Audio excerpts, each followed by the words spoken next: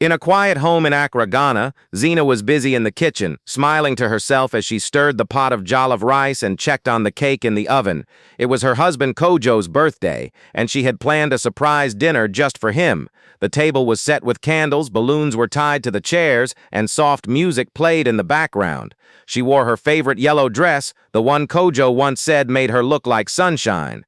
She had spent the whole day cooking, cleaning, decorating, and praying that tonight would bring them closer. But when the door opened, everything changed. Kojo walked in holding a file in his hand. Zina rushed to greet him, her eyes shining with hope, but he didn't smile. He didn't even look around. He placed the file on the table and said coldly, "You're not enough." Then he turned around and walked out, just like that. No emotion, no goodbye. Zina stood frozen. Her hands trembled. The cake was still in the oven, now starting to burn, but she couldn't move. Her heart was burning even more. What Kojo didn't know was that his older brother, Kwame, had come by minutes earlier. He was a quiet, private billionaire, known for his calm ways and generous heart. He had come to drop off a birthday gift for Kojo, a rare wine, and had seen everything from the hallway. He didn't mean to spy, but he couldn't look away. He saw the moment Zina's world broke. He saw the tears that Kojo didn't care to notice. Kwame stood still, hidden from view, and something inside him ached deeply. As smoke started to rise from the kitchen, he quietly walked away, but his mind stayed on Zina. She didn't deserve this pain. Kojo didn't just walk out on a marriage, he walked out on someone who gave him everything. And in that moment, without saying a word, Kwame knew her story wasn't over, not by a long shot. Zina sat by the window in silence, her eyes staring at nothing, her hands resting on her lap. It had been 3 days since Kojo walked out. 3 days since he ruined her birthday and left her heart in pieces on the floor. The decorations were still hanging in the living room. Balloons that had started to sag, a happy birthday banner tilted sideways, and the smell of burnt cake still faint in the air. She hadn't touched anything. She couldn't. Every time she looked around, it reminded her of how much love she had poured into that night, and how quickly it was all thrown away. She hadn't eaten much since then. She barely slept. The only thing she managed to do was pack a small suitcase. She had decided to leave Accra and return to her hometown, a quiet place where no one would ask questions, where she could heal far away from the noise. She felt ashamed, embarrassed. After all she gave, Kojo still said she wasn't enough. Those words echoed in her mind like a cruel song on repeat. She had told no one about her plan. She just wanted to disappear quietly. But just as she zipped up her suitcase, there was a soft knock at the door. Zina hesitated. She wasn't expecting anyone. Slowly, she opened the door and there stood Kwame, Kojo's older brother, the last person she thought she'd see. He held a small bag in one hand and a gentle, serious expression on his face. He didn't speak right away. Instead, he looked at her, really looked at her with eyes full of understanding. "Zina," he said quietly, "you didn't deserve that." Her eyes filled with tears instantly, but she quickly looked away, embarrassed to cry in front of him. "I was just leaving," she whispered, trying to step aside and move past him. But he gently reached out, not to stop her, but to give her something, bread and soup he had brought from a local shop. "Eat first," he said softly, "then decide." Zina didn't know why, but something about his voice, his calmness, made her pause. She hadn't had anyone speak to her with kindness since that night. She hadn't even thought anyone noticed her pain. But Kwame had. He had seen it all. And now, instead of walking away, he was here. He didn't stay long that day, just enough to make sure she ate and promised to call before leaving the city. The next morning, she got a message from him. "If you need a place to stay, mine is quiet, no pressure." At first, she hesitated. Living in her ex-husband's brother's house felt like crossing a line, but she also knew she couldn't stay in her apartment anymore. Every corner reminded her of Kojo, of the lies, of the love that wasn't returned. So with a deep breath and a heavy heart, she accepted. Kwame's home was the opposite of Kojo's. It was big, yes, but peaceful. Soft colors, large windows, green plants, and books everywhere. It didn't feel like a billionaire's mansion. It felt like a safe place. He gave her her own room at the far end of the house, respecting her space completely. The first few days were quiet. She cried often. He didn't interrupt. He simply left food outside her door, checked in through short texts, and played soft music in the evening, Ghanaian highlife and old jazz that filled the silence gently. Then one night she came out. They sat across from each other in the kitchen. He made tea. She watched him move carefully, pouring without a single spill. "Why are you being so kind to me?" she asked softly. Kwame looked at her and said, "Because kindness is the least you deserve, and maybe I know what it feels like to be left behind." That was the first time Zina smiled in days. From then, things started to shift, not quickly but slowly, like a sunrise. One evening, He offered to cook. She laughed when he almost burnt the stew.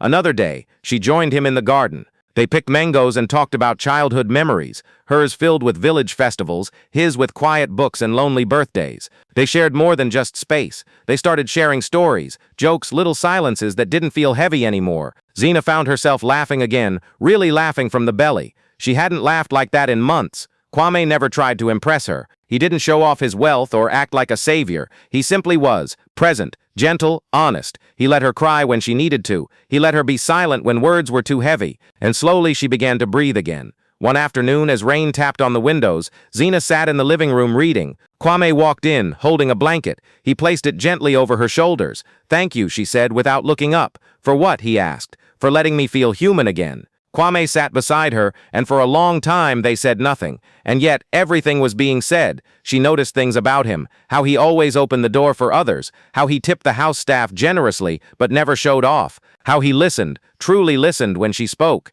He noticed things about her too, how she hummed while washing dishes, how she touched the leaves of plants gently, how her eyes lit up when talking about women's education. They weren't trying to fall in love. That wasn't the plan. But closeness doesn't always ask for permission. It sneaks in. One morning, Zina found a small note on her breakfast tray. It read, "You are stronger than what tried to break you." No name, no signature, but she knew it was from him. That day she didn't cry. That night she asked him to join her for dinner, not as housemates but as two people learning to smile again. He agreed. They ate outside under the stars, surrounded by quiet. She looked at him and said, "You make silence feel safe." He smiled gently. That's how it's supposed to feel. Zina didn't know what tomorrow would bring. She didn't know what people would say if they found out she was living with Kojo's brother. But for the first time in a long time, she didn't care. She felt seen. She felt safe. And as she lay in bed that night, listening to the soft rain and knowing someone cared, Zina finally let herself sleep without pain in her chest.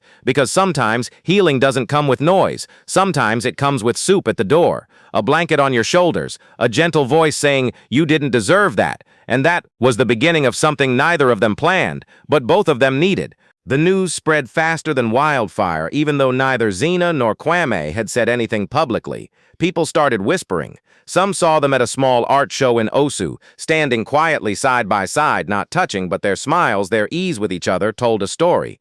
Others noticed how Zina, who once walked with her head down, now looked people in the eye again. Her skin glowed. Her laughter returned. And soon, even the silence couldn't hide what was growing between her and Kwame.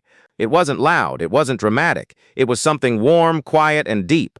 Kojo heard the whispers too. At first he ignored them. He thought Zina was just trying to make him jealous. He told himself she'd come back or at least stay broken for a while. But as more people talked and more photos surfaced, Zina smiling in the garden of Kwame's house, Zina speaking at a women's event with Kwame in the front row, Kojo's stomach twisted. At a family gathering, he finally exploded. He stormed into the mansion where Kwame sat, reading by the large glass window. "Stay away from her!" Kojo shouted, his voice sharp and angry. Kwame didn't flinch. He looked up slowly, calm as ever. There was no fear in his eyes, just a quiet strength that Kojo had never understood. "I'm not stealing anything," Kwame said simply. "You lost her." Kojo's fists clenched. "You think you're better than me?" Kwame stood, not to threaten but to stand firm. "No, I just know how to treat a woman who gives her all." That sentence hit Kojo harder than any punch, because deep down he knew it was true. He had taken Zina's love for granted. He thought she'd always be there, waiting, forgiving, hoping. But now, she was standing tall beside a man who saw her, who listened to her, who respected her without needing to control her. The more Kojo watched, the more bitter he became. He started sending her texts. "I still love you. Don't let him come between us. He's using you to hurt me." Zina didn't reply. Her silence was louder than any words she could have said. She didn't block his number, but she didn't need to.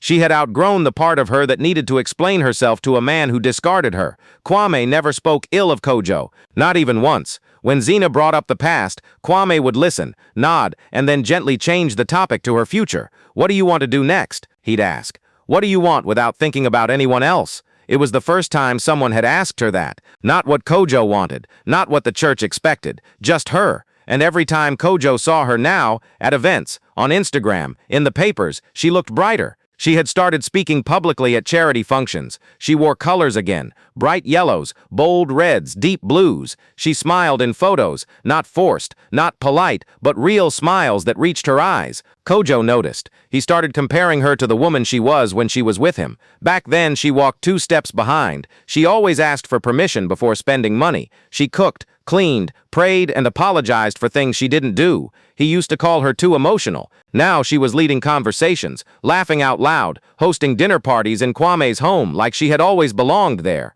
One night, Kojo showed up uninvited to a family dinner.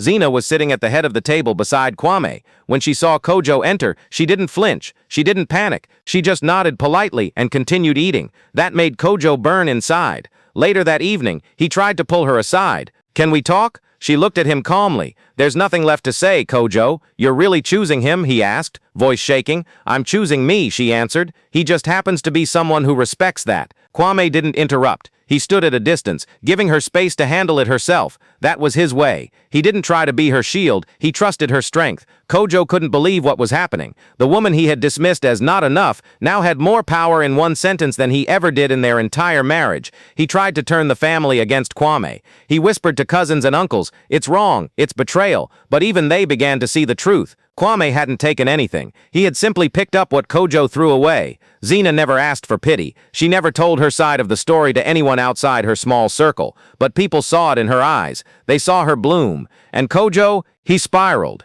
Business deals started slipping. He became angry, bitter, distracted. He blamed everyone. He dated women to feel better, but it never lasted. None of them were Zina. None of them gave him the peace he had taken for granted.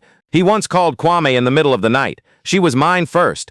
Kwame replied softly, "She was never yours. She was her own." Then he hung up. The next morning, Zina received a bouquet of white roses at her door. No note, but she knew it was from Kojo. She placed them in a vase on the porch and never brought them inside. Because the chapter was closed. Not with hate, not with revenge, just peace. And Kojo, no matter how loud he shouted, couldn't break that peace. Not anymore. Zina had learned to rise. And Kwame, he had simply walked beside her as she did. Not leading, not pulling. Just standing still until she was ready to move. And now, she was moving forward with grace, with fire, with love. Zina didn't expect to fall in love again, not so soon, not this deep. What started as quiet friendship with Kwame had grown into something steady, beautiful, and full of peace. She wasn't trying to replace what she had lost. She was simply trying to heal. But somehow, in the calm moments, in the way Kwame listened without judgment and made her laugh when her heart felt heavy, she found something more than healing. She found home. They never rushed anything. Kwame was patient. He never forced his feelings or expected anything back. Instead, he gave her space. He gave her time. And in that time, Zina's heart slowly opened like a flower in the morning sun. She saw how he treated people, not just her, but everyone. The gardener, the cleaners, the market sellers. He treated them all with kindness. He was rich, yes, but never arrogant. Powerful, but never loud. He didn't need to raise his voice to be heard. His presence alone spoke volumes. One evening, under the stars in the garden where they often had dinner, Kwame reached across the table and gently held her hand. "I need to say something," he said, his voice steady but soft. "Zina, I know where your heart has been. I've seen the cracks and I know how long it's taken to put them back together. I don't want to be a chapter you regret. I don't want to be your rebound. I want to be your peace." Zina didn't speak right away. Her eyes welled up with tears, but not from pain. These were different. These were from being seen, truly seen. She nodded slowly and a quiet smile broke across her face. She whispered, "You already are." Months later, the announcement came. Zina and Kwame were getting married, and the news shook everyone. Some didn't believe it. Others said it was impossible. Kojo's ex-wife and his brother, but none of the noise mattered.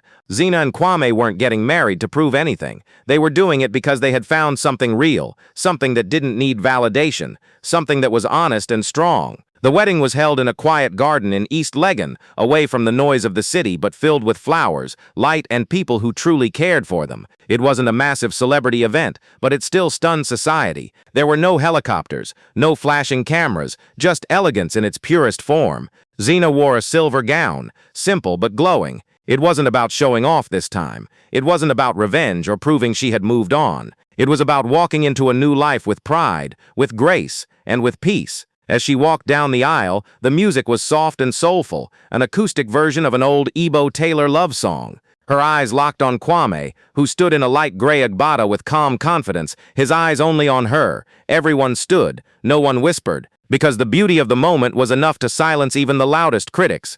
Zina wasn't nervous. Her steps were steady. Each step was a step away from her past. The lies, the betrayal, the pain, and a step into something soft, real, and joyful. When she reached him, he held her hands and leaned in. "You look like joy," he whispered. "And you look like home," she replied. The vows were short but powerful. Kwame said, "I promise to hold your truth with care. I promise not to fix you, but to walk with you, always. I will never ask you to shrink, to hide, or to be anything but fully yourself. I'm not here to complete you. I'm here to stand beside you as your equal." Zina's voice shook a little, but her eyes were firm. "You didn't save me," she said. "You reminded me that I was never broken. You let me find my voice again. And now I use it to say yes, not just to you, but to myself, to love, to life." When the officiant said, "You may kiss," there wasn't a cheer. There was silence. The kind of silence that holds something sacred. After the ceremony, people whispered for a different reason. "That was powerful," someone said. "I've never seen her so radiant," another said. "She deserves it," said one of the aunties.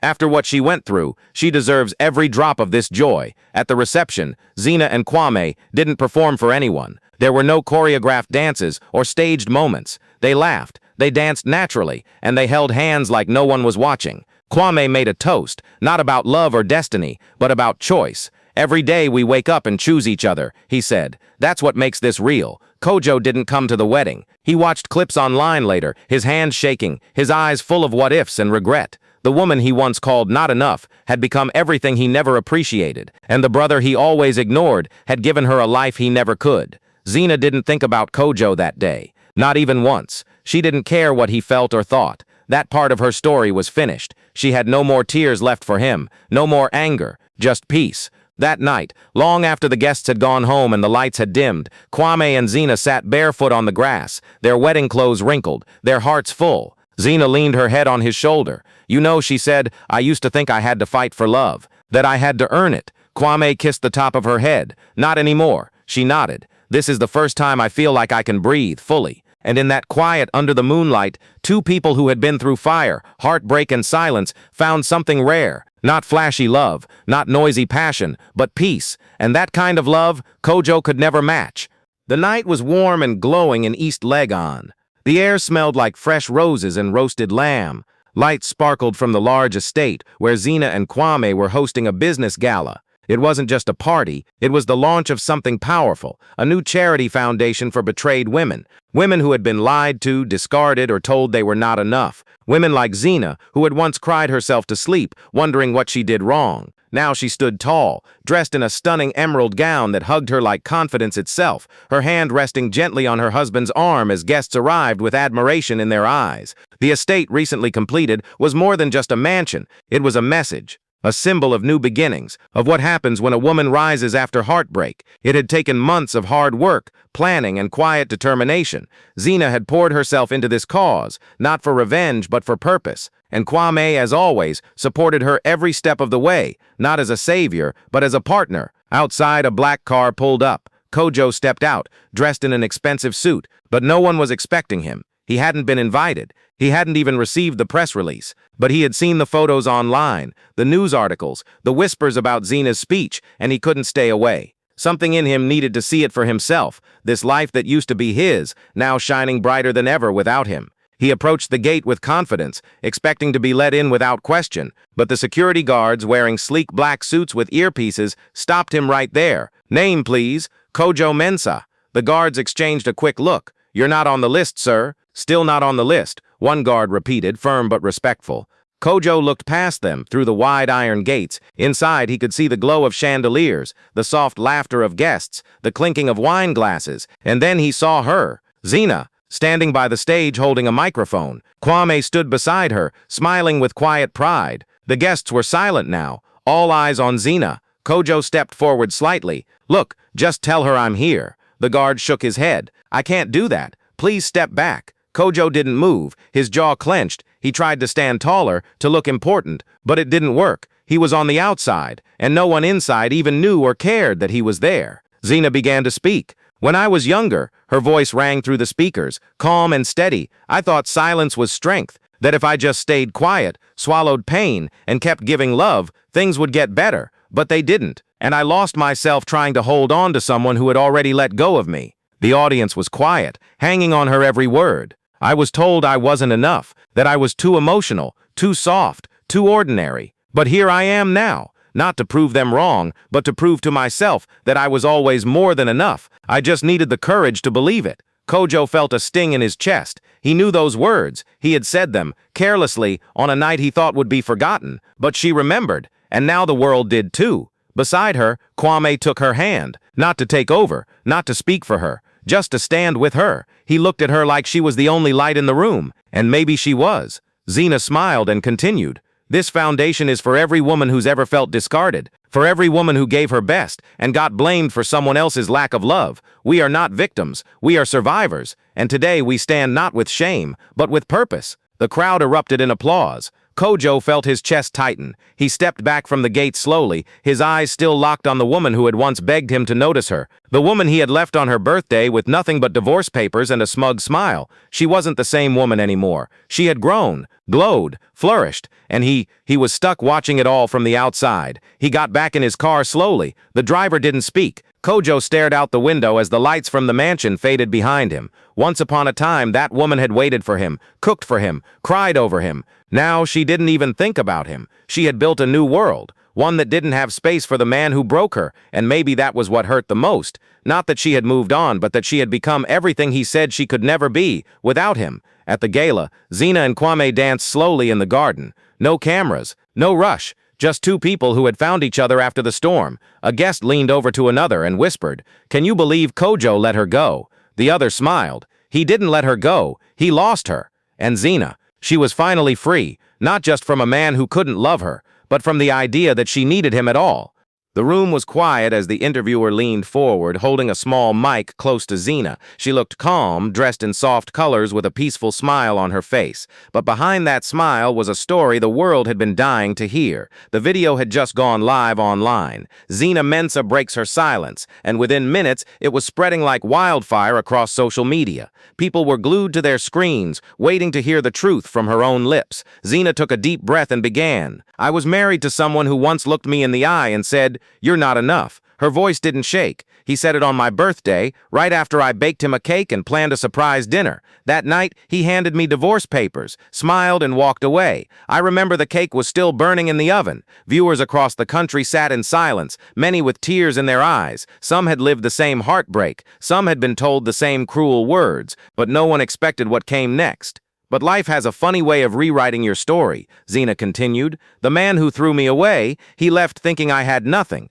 But his brother Kwame, he saw me. He didn't try to fix me. He gave me space to find myself again. He reminded me that I was never the problem. And from that space, love grew. Quietly, honestly, beautifully. By now, the internet was exploding with comments. Women were cheering. Men were reflecting. Some were apologizing to women they once hurt." Zina smiled softly and looked straight into the camera. "My ex gave up on me on my birthday. His brother gave me a new life. He didn't just love me, he treasured me." Across town, in a tiny one-bedroom flat, Kojo sat alone, watching the interview on his cracked phone screen. The room was messy. Bills were piled on the table. His clothes, once expensive, now looked worn out. He didn't say a word. He just stared at the woman who used to beg for his love, now loved by a man he could never compare to. She was glowing, he was shrinking, and for the first time he realized he hadn't just lost her, he had thrown away gold.